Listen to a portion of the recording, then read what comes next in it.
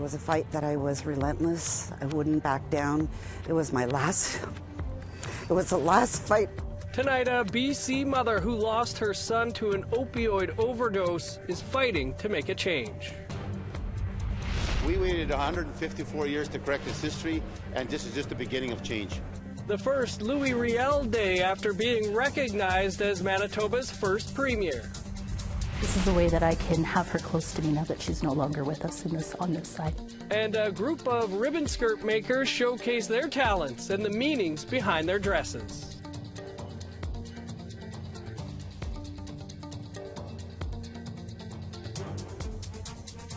Good evening, I'm Dennis Ward. Welcome to APTN National News. We begin tonight with another young life lost in Manitoba.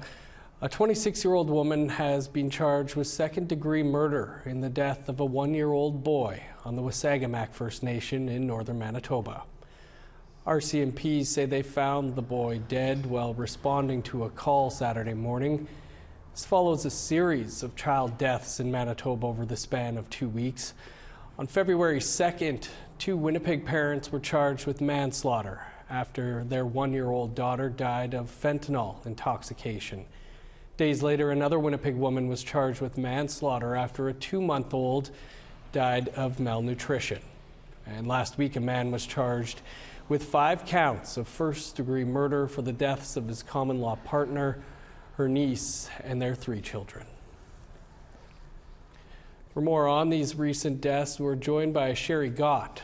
She is Manitoba's advocate for children and youth. Sherry, thanks so much for taking the time for us here today. As we mentioned, Winnipeg Police and the Manitoba RCMP have announced 6 children and youth have been the victims of homicide, many of them just babies. So what are your thoughts on these tragedies?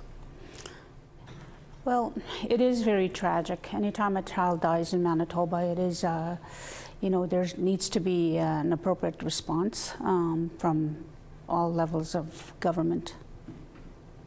Some of these deaths will be reviewed by your office, right? What would that entail?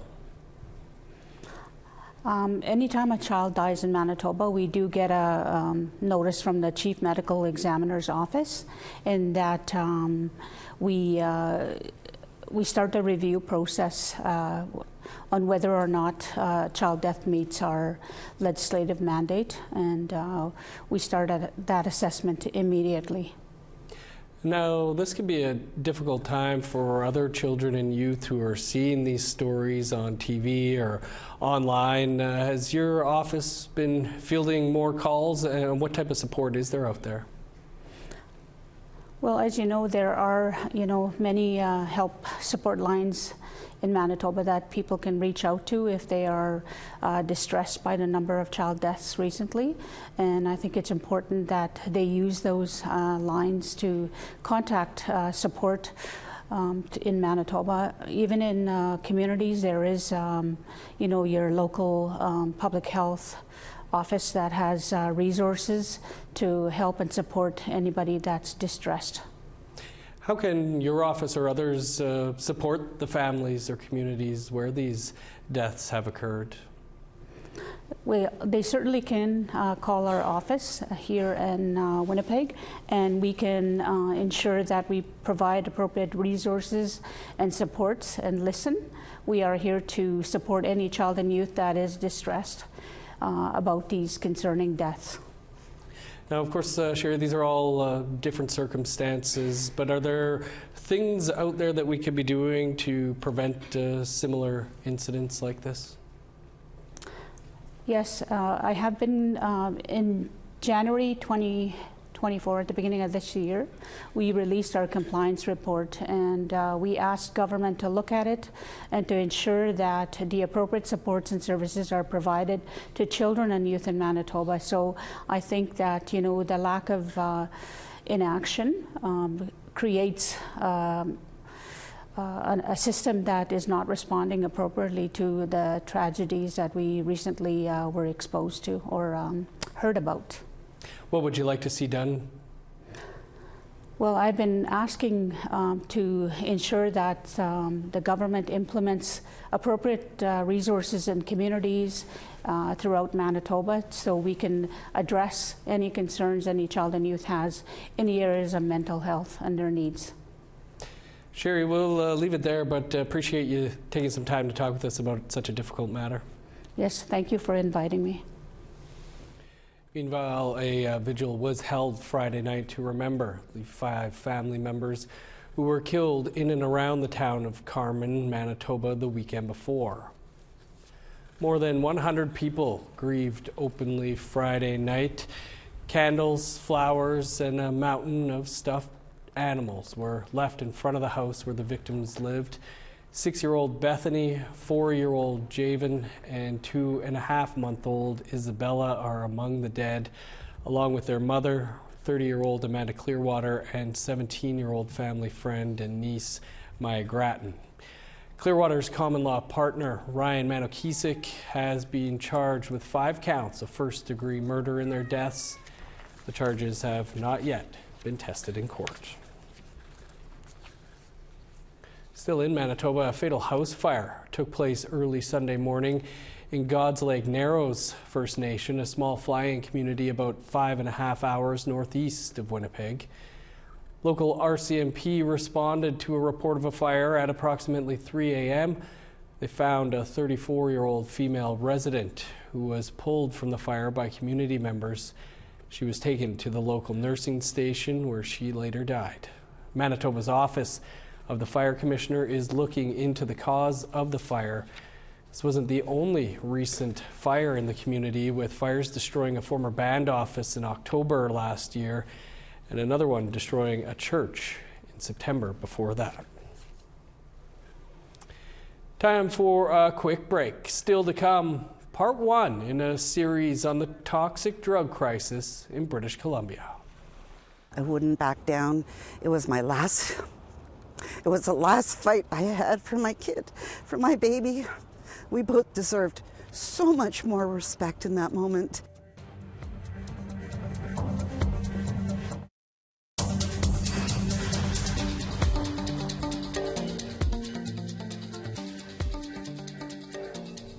Welcome back. BC is reporting its highest death rate from the toxic drug crisis in that province, with over 2,500 deaths in 2023, according to the BC Coroner Services. APTN's Tina House tells us the story of one grieving mother who lost her son to the epidemic and how she's fighting to make positive changes.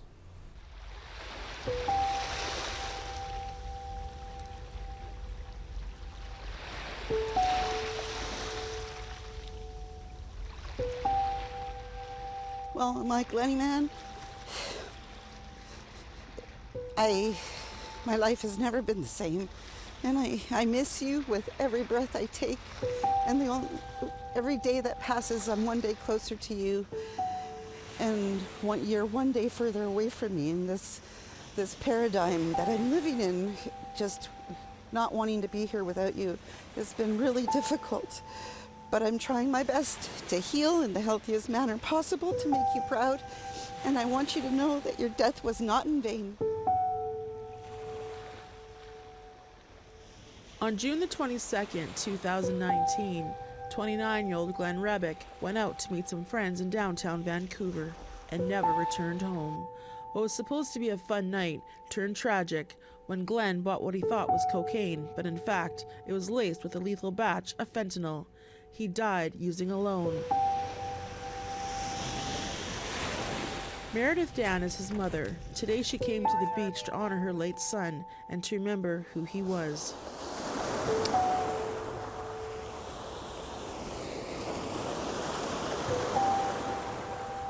I hope you're peaceful, baby. Shredding in the clouds with your best friend, Mikey.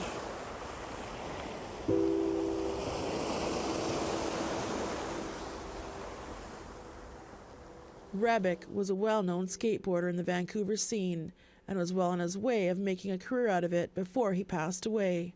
Glenn was Meredith's only child, and she recalls the moment police showed up 4 days after his disappearance and how she was delivered the next of kin notification.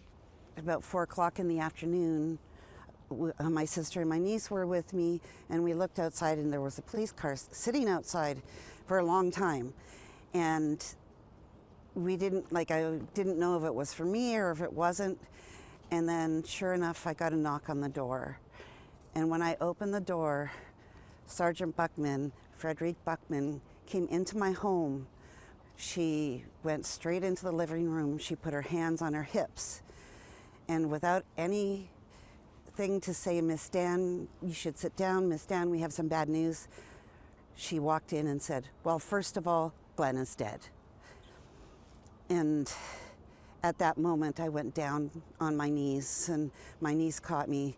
And then I yelled at her right then and there and told her she needed to work on her delivery.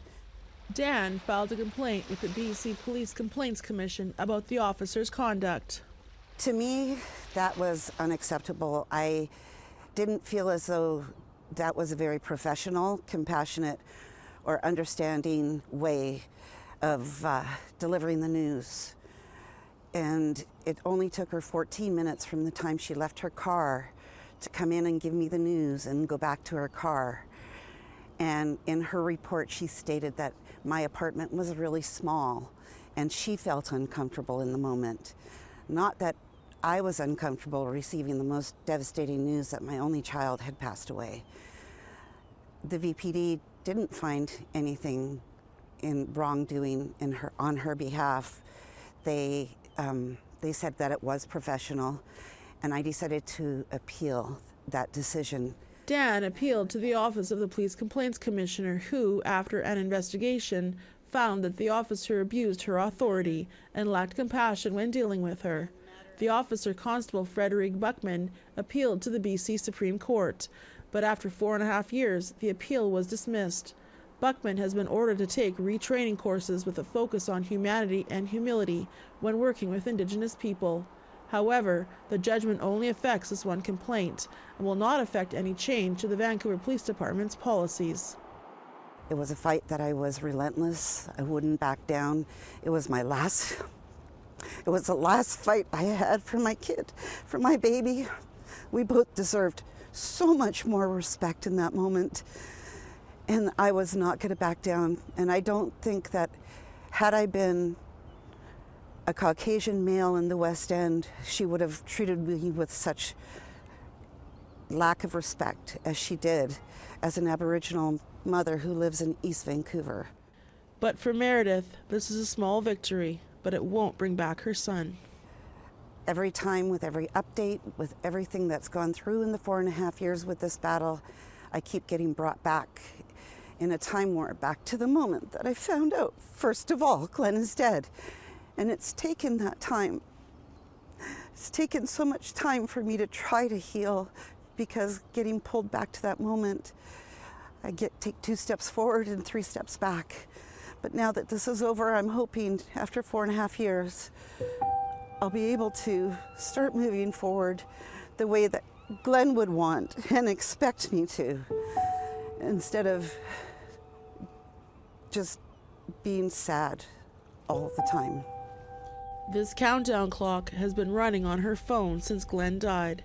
It's a constant reminder of that terrible day her life was torn apart. This opioid crisis, the severity of that fentanyl that it has and how strong it is and how it's killing so many people really needs to be addressed and understood, that it could happen to anyone. And the clock is ticking as officials are still scrambling to find solutions to this crisis. In 2016, an opioid epidemic was declared in Canada. Since then, it has taken the lives of over 38,000 people nationwide and counting.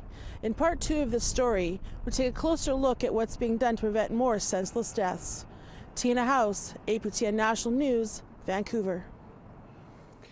Thanks, Tina, and we will have part 2 right here tomorrow night on the news.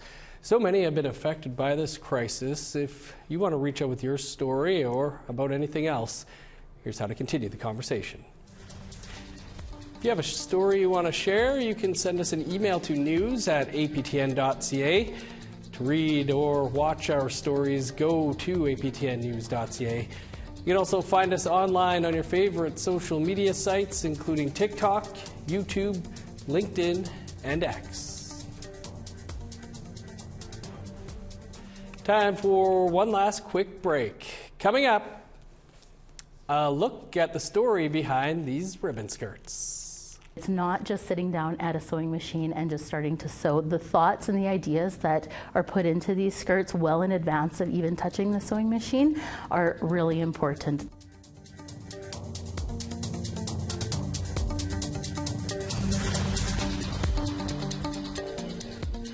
Welcome back. Time now for our photo of the day. An overcast day helps create this amazing shoreline reflection along the Matagami River, located right through the center of Ontario. Beautiful one. Thanks to Lucas Martin for today's submission. Remember, you can submit a photo to share at aptn.ca for the chance to be our next photo of the day. Now let's take a look at tomorrow's weather forecast. Starting on the East Coast, sunny and -1 in Fredericton. Sun's out and 3 below in Halifax. -19 in Kuujjuaq, 16 below for Nain. 2 above in Montreal, snow and 4 in Val-d'Or. Cloudy and +5 for Sault Ste. Marie, 4 above in North Bay. +2 in Thunder Bay, -4 with snow in Sioux Lookout. -9 in God's Lake, 10 below for Norway House. -9 in Barons River, 1 below in Winnipeg. -2 for Regina and Saskatoon. +1 in Meadow Lake, 0 for Buffalo Narrows. In northern Alberta, -4 and sunny and high level, +3 under the sun in Fort McMurray. Sunny and 5 in Edmonton, +2 for Lethbridge. 10 in Vancouver and Kamloops. 0 and cloudy in Prince George, +1 with snow for Smithers. -12 in Old Crow, 1 above in Whitehorse. -13 for Yellowknife and Norman Wells.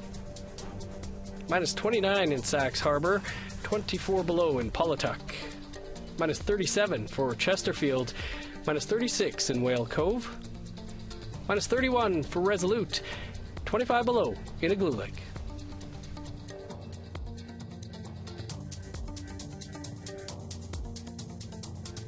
A group of 24 Métis artists have come together to showcase their journey of connecting with their ancestry through the creation of ribbon skirts and shirts.